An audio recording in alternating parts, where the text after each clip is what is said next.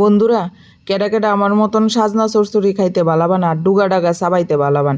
আমার তো ডুগা হইলে মানে কিতা কইতাম আর কিচ্ছু লাগে না, ডুগা খালি চাবাইতেই ইচ্ছা হয়।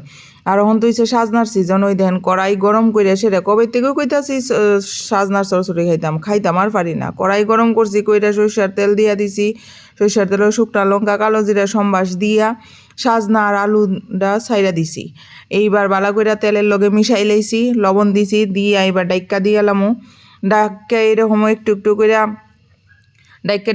ডাইক্কা সাজনাটারে বালা করে সাতলাইলামো সাজনা আলুটারে।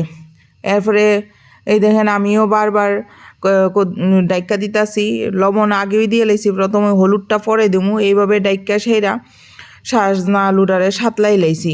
এরপরে এটার মধ্যে দিছি ফুস্তো আর শস্য, কালো শস্য আছে না, কালো শস্য আর অল্প একটু ফুস্তো দিছি।